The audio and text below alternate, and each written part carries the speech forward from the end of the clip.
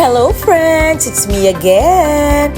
So heto na nga ang part 2 ng aking vlog about sa glow up ng ating house. Kung natatandaan ninyo doon sa part 1 ay yung baba muna ang pinakita ko, yung sala, kusina at CR. This time ay aakyat na tayo dito sa second floor. Sa sobrang kabisihan ko last week ay ngayon ko palang to na voice over. Heto nga po yung ginawa naming makeover dito sa second floor. Meron po kaming mini sala at syempre hindi tayo aalis sa theme ng bahay. Kaso nga lang, iniba namin ng konti dito. Mas light ng konti yung pagka-brown ng sofa at blinds. May unfinished project pa kami dito dahil yung pagpupwestuhan ng TV ay di pa namin naaayos. Pinaplano pa lang kasi namin ni engineer/architect ng bahay na to na si Daddy Ramil. Makukulayan pa lang siguro yung planong yon kapag may budget na. Pero for the meantime, plano pa lang yung meron kami. Huwag niyo munang pansinin ang mga grills at iba pang part na kailangan pinturahan dahil after ng tag-ulan, doon namin yan bibigyan ng panahon. Okay. Ayan po yung terrace namin. May pa-Bermuda grass effect tayo para magmukhang balcony sa isang coffee shop. Diyan kami laging tumatambay pag uwi galing trabaho at yan gusto ko dyan. Parang abot kamay mo lang yung mga ulap. Nakaka-relax, napakagandang pagmasdan. Back to the sala. Again, may pa-chandelier din ito. Na-addict sa chandelier. At yung design ng kisame sa baba ay pinartner din namin dyan. Gusto namin ng mas cozy, relaxing at syempre Instagram-worthy na ambience. Ideal yan na tambayan all day. Ang saya lang diba kasi malapit siya sa terrace. Pag akyat sa taas, yan ang unang makikita kaya dapat presentable at comfortable. Oh, wow!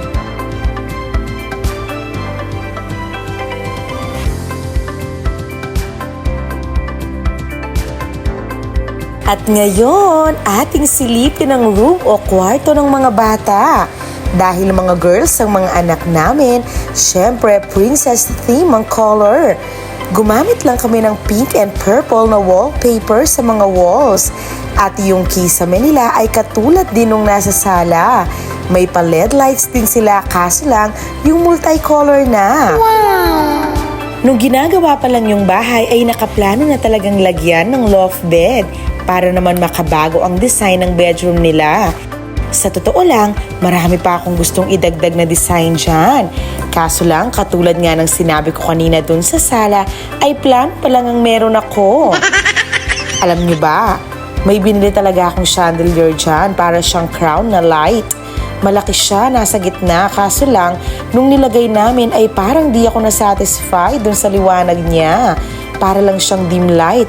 Alam nyo naman, ayoko ng madilim, yung parang nalulula yung mga mata ko. Kaya ayan, napaka-cute ng butterfly na light nila sa center. Katerno ng bedsheet. Binili rin namin sila ng aircon para di sila mainitan. Naalala ko tuloy nung bata pa ako. Pangarap kong magkasariling kwarto tulad ng ganto. Kayo, aminin nyo, nung bata kayo halos lahat di ba gusto ng ganon? Kaya dapat, ang mga bagay na di ko naranasan ay may paranas ko man lang sa mga anak ko. Napakasaya at napakasarap sa pakiramdam na komportable sila sa kanilang higaan.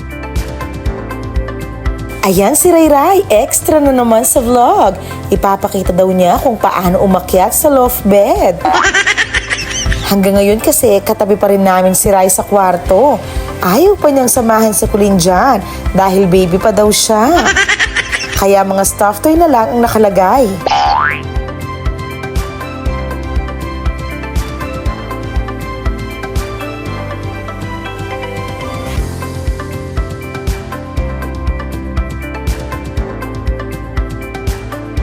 At heto na nga, ang master's bedroom namin, ang kwarto naming mag-asawa, ang pinaka-personal na space sa bahay. Gusto namin dito ay yung calm at minimalist na vibes. May mini balcony kami dyan, brown wood and white din ang theme at dinamihan namin ang kortina parang hotel vibes. Wow! May chandelier din at mga LED lights sa kisame. May kalakihan din tong room namin at lagi naming pinapanatiling malinis. Maarte kasi ako sa bahay. Ay wow! Dahil nga naman syempre sa buong araw na pagtatrabaho, ang bahay ang nagsisilbing comfort zone natin at dito tayo nagre-recharge.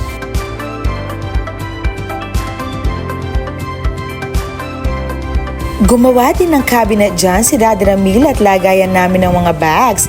May nakalagay rin kaming TV dyan sa may side. Ang tahanan ang unang paaralan ng puso. Dito hinuhubog ang pagkatao, dito lumalalim ang ugnayan. Kaya hindi mahalaga kung maliit o malaki ang bahay. Ang mahalaga, puno ito ng pagmamahalan, respeto at presensya ng bawat isa. Dahil sa dulo, ang tahanan ang ating sandigan, ang ating pahingahan. Pero alam nyo, sa lahat ng pag-aayos at pagde-decorate na ginawa namin sa bahay, sa dulo, hindi lang talaga tungkol yan sa itsura. Ang pinaka-importante ay yung pakiramdam ng tahanan. Yung alam mong safe ka, kampante at kasama mo ang mga mahal mo sa buhay. Minsan, lagi nating sinasabi na ang ganda ng bahay, pero mas maganda kapag masaya ang samahan sa loob nito. Yes! At wag nating kakalimutan na lagi dapat tayong magpasalamat sa Diyos sa lahat ng biyayang pinagkakaloob niya sa atin.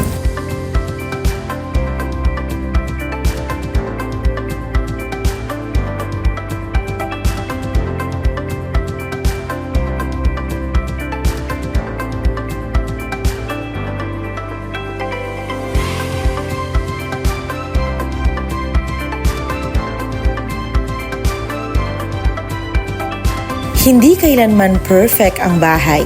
Basta may pagmamahalan at respeto sa bawat kasama mo rito, yan ang tunay na tahanan. Sana ay na-inspire po namin kayo sa simpleng makeover namin dito sa bahay. Salamat po sa panonood. God bless us all and have a good time. Bye!